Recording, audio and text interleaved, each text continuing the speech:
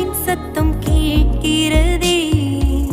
இன்னிசர் என்னை தேடி வருவார் என்று கானக்குயிலின் கானம் இசைக்கின்றதே. மன்னவர் சிங்காரமாய் வருவார் என்று